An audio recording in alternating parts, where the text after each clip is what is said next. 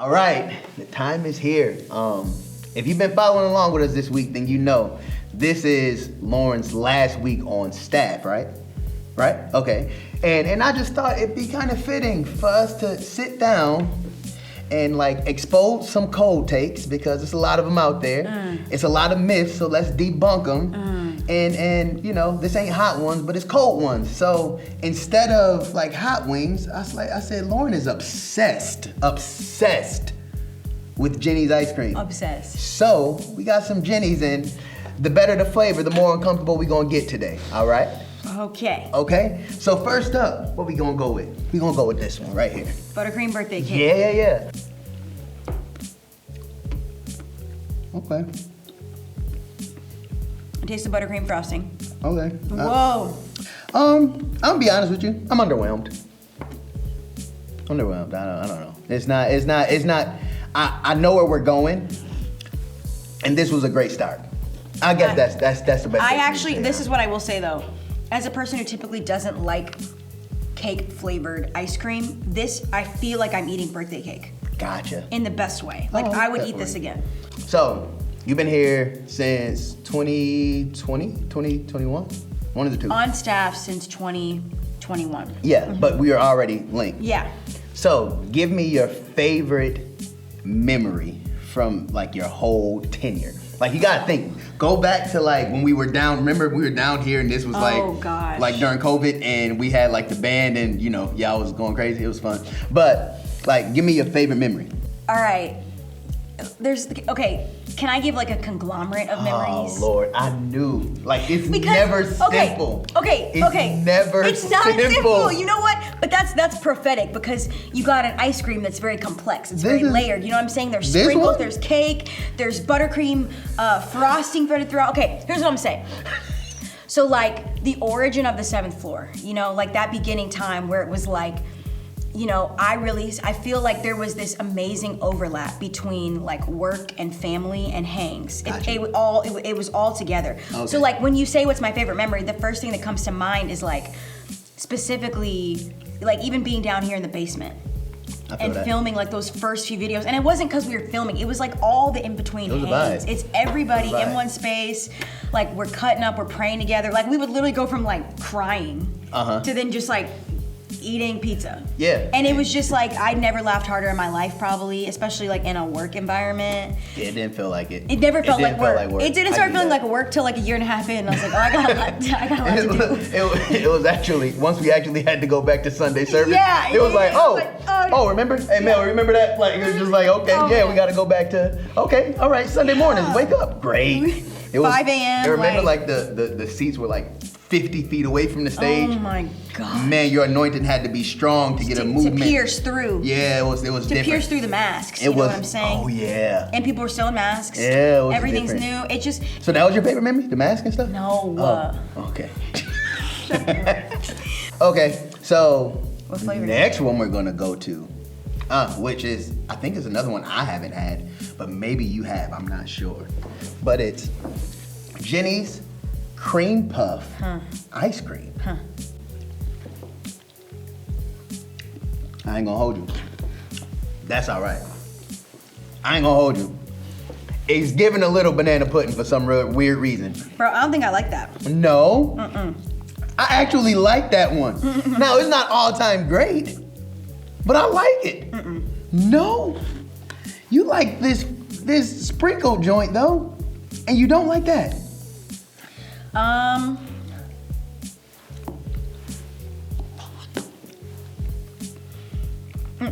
Really? You know why? Because I mean, and this is like what Jenny does so well. I feel like she creates flavors that feel like an exact representation of what you love about the flavor that she's emulating. Got you. So that feels like I feel like I'm eating like a soaked cream puff. Yeah. And I'm not feeling that. Something about that texture is actually doing it for me. Because you know when you eat banana pudding and it's like the wafers and they get soggy and stuff like that? No? Okay, See, great. I hate banana pudding, that's the problem. I don't really like it either, but some reason, this is actually working a little bit. It's weird. So, you're leaving FCW. Oh gosh. And you're moving to Florida for Jesus Image.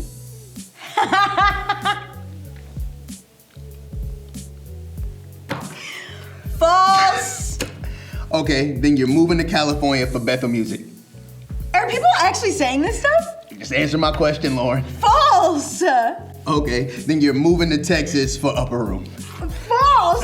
You know what this is giving? This is giving. They were like, what are like the hot topic charismatic movements happening in the evangelical church right now? Because Lauren got to be going to one of them. So okay, then let's Love go. all of those ministries. For sure, I do Love too. all of I them. mean, they've done some great things for the body. They all use flags, and you've seen me. You I've are been trying to get away with the hilarious. flags on stage.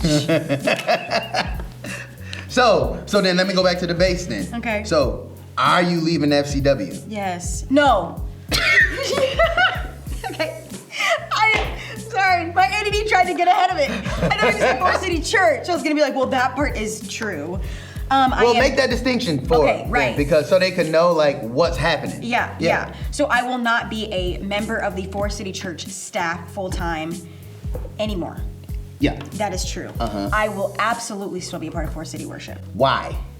Cause they're my folks. No, feel I that. mean that's part. I mean that's easy enough for me. Period. Y'all, I gotta talk like Carrington Malone with Carrington.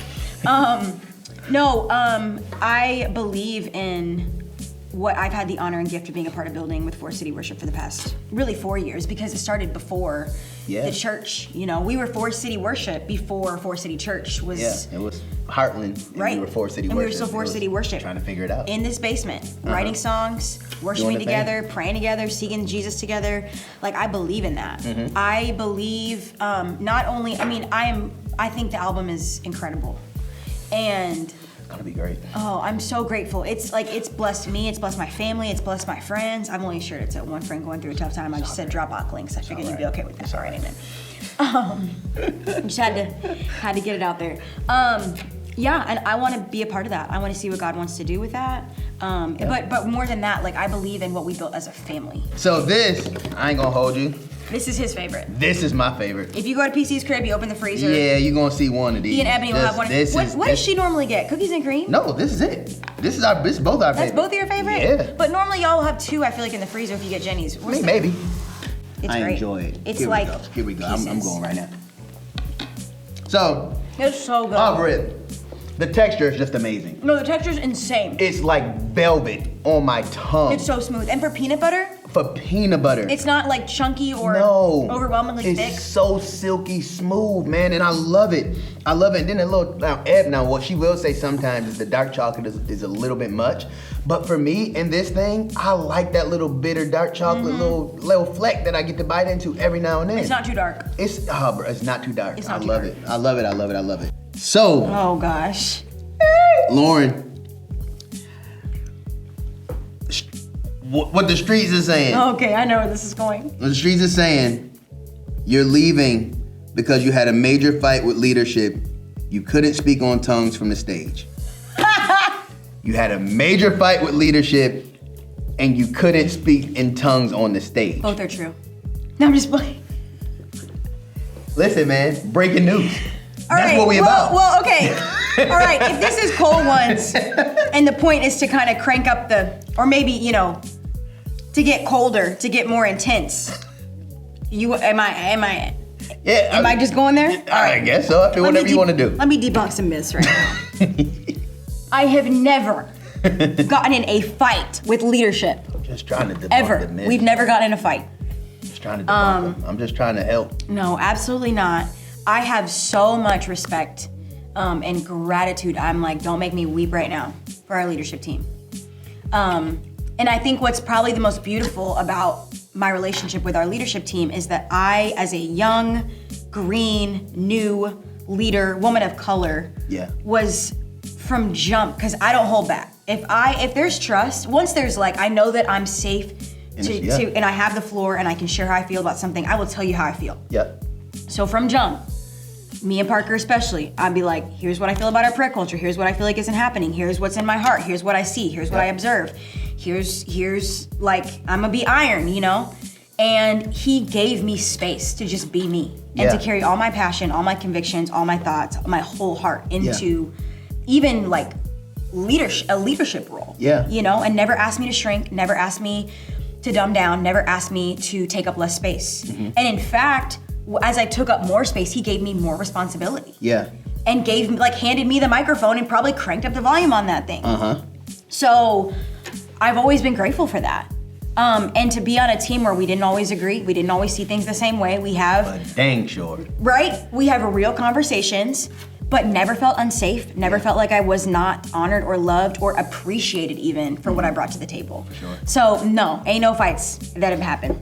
What about the speaking in tongues? I was gonna say, as far as the speaking in tongues thing goes, everybody knows, if you know me, that I won't say everybody knows, but like, if we're friends and you've been around me in the presence of God, if you've been around me in a worship atmosphere, especially off stage, if you've prayed with me for more than 10 minutes, you've probably heard me speak in my prayer language. For sure. In tongues. I'm not ashamed of it. It's a gift to me in my life with Jesus. I had a rule when I came to this church, you know it because I said it out loud. Nobody gave me the rule. I just said, as for me and my house, my temple, okay, I'm not gonna speak in tongues on stage with a microphone, right? That was my personal rule. I said, I'm not gonna do it. Because I believe in order, I believe in honoring the house as a leader. I believe in the weight of what it means to have a microphone in my hand, and every word matters, right? So, that was my rule, is still my rule. And then last year, Pentecost Sunday, I broke my own rule, guys. I just was like, I mean, we've been talking about Acts 2, the upper room, what happened. And even then, right, like that expression of tongues was different than my personal prayer language, right? So did I necessarily make the text come more alive by speaking in tongues like while I was leading worship? No, right? I just had a moment, I got loose. I just got a little loose lipped on stage. We're in the middle of the song and I just, and then I was like, oh. It happens. It happens. The thing is, like, it happens. It happens. If you're a worship leader and you filled with the ghost, and sometimes it just gets a little wild and you can't contain that.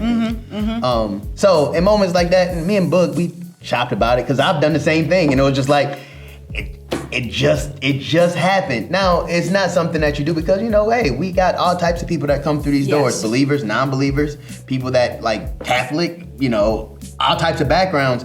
If you're hearing that on a mic, you might be a little scared. I'll just be honest with you, like something is happening up there and I don't know what it is. And that's why like it's our responsibility as worship leaders in this kind of space to say like, okay, hey, I want to lead the people well. And that's what you've always done. So like that is, I knew it was a lie. Oh yeah, I knew it, Lauren, but it was I just wanted to, just make sure. This is your favorite. This is my favorite. You go first. You get your first scoop because that is your favorite. What is that one called again? This is Brambleberry Crisp. Let me tell you, I'm not even a pie person. Like, I'm cool with the hot out of the oven apple pie and vanilla ice cream. We can talk about it. I don't like berry pies, really. Like, I don't think I've ever had one. No, I'm not like a blackberry, because the seeds. I don't like seeds, and I just, the texture of I am not a fan. But this, for whatever reason. I don't know if I've ever had this ice cream. Oh, I mean, it's phenomenal. Let's try this one. Every time. Oh, that's pretty good. Right? It's also really like velvety smooth. Yeah. Oh, that one is really good. So this last one. Now, I'm taking a different spin. This is not necessarily a cold take about you. Okay. But right now in this climate, I'm a worship leader, songwriter, artist. You're a worship leader, songwriter, artist.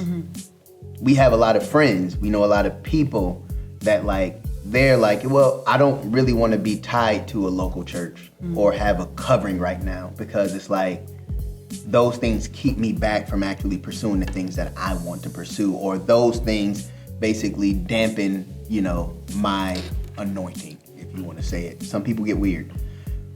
What are your thoughts when it comes to being a worship leader, being an artist, and being committed to a local church and being committed to serving under a covering, whether that be a man or a woman?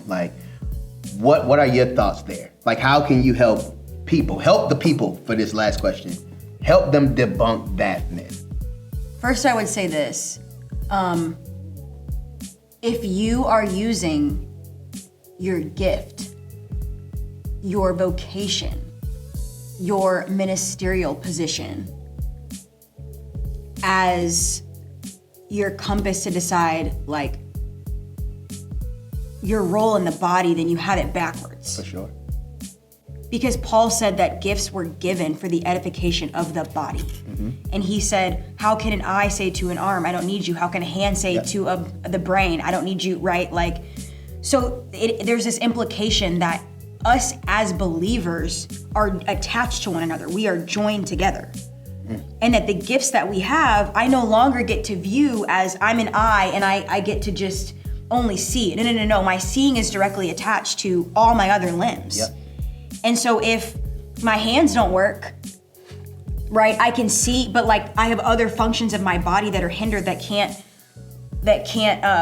be as effective. I can't go as far as I was meant to go. Like I'm held back. And so I would just say to anybody, pastor, worship leader, singer, songwriter, whatever, whoever you are, whatever you do, like your doing is informed by who you are only because of the grace of God. Yep. So I would say you got it all backwards, for one. For two, for me, because I have an understanding that first I am a member of the greater body. Yep. That then informs what I do with my gifts and what my gifts are for. Mm-hmm. So my goal with every gift that I've been given, as a communicator, as a songwriter, as a worship leader, as a shepherd, like all those things come under me being one single member of the body. Yep. And therefore, what does the body need? How can I serve the body? How can I love the body? How can I lay down my life for the body, right? Because that's the priority. Mm-hmm. So, that therein, it's also necessary that I'm attached to a local church expression. Mm-hmm. Like I'm a member of the global body of Christ, right? But also I am obligated, I am required to serve a local church, a local expression, a local family, a local community. That doesn't just mean sit in a pew and leave. That means I attach myself to a group of people who are my family, who I'm responsible for, who are responsible for me. Mm-hmm. So I feel like there's a level of pride and a disdain for accountability if I say, well, I'm a creative, I can just float, I can go to this church and that conference and this speaking event and that gig and that writing camp and just exist. No. We're attached. Mm-hmm. We're pursuing the same person in the same context, in the same expression, which means we sharpen one another, we call each other out, we call each other higher. Period. Lauren Boog Scott. LBS pounds. Love you. So glad we were able to do this. So glad we were able to honor you like this week, because you deserve it. You deserve honor for what you have poured into this place. There are going to be people. There are going to be people that are going to miss you so much in this space. And this is the thing. I got to debunk this myth. She's gonna come back every now and then, y'all. She'll still lead on Sundays, especially if I'm not here. You'll see her sometimes, not all the time, but she'll be back up. All the 4 City worship stuff. All the 4 City worship stuff. We have an album that's coming out, so like she'll be around. So like it's not the last time y'all gonna see her. But like as far as in the capacity that she is holding right now, this is a job well done. Job well done. And so listen, fam. I know some people out there that's gonna be like, yo, y'all just did a whole lot for this woman. And a lot of y'all gonna be like, yo, that was dope. I love seeing that. It was a great thing that y'all did for Lauren. But I know people pretty well. There's gonna be a lot of y'all that are looking at all this stuff, looking at the post and looking at the service on Sunday and just being like, oh my God, like they don't do that for everybody. See, they're all about celebrity and all types of stuff like that. And honestly, that's just not true. The hope and the dream would be to honor everyone that links arm with us like this. Every transition. We honor transition. We celebrate it here at 4 City Church. But sometimes the nature of transition and the pace of transition can keep us from actually being able to do this. So I hope like with us doing this, this is like the bare minimum of what we do for people that transition, if they want it. Now, everybody might not want all of the stuff. I don't know. Why would you not? You can tell me. I don't know. But I just want y'all to know, this is what we would hope to do. It wouldn't be just for Lauren, but this time it is. Listen, we love y'all. Thank y'all for tuning in. We're gonna have to cut this one up. Peace.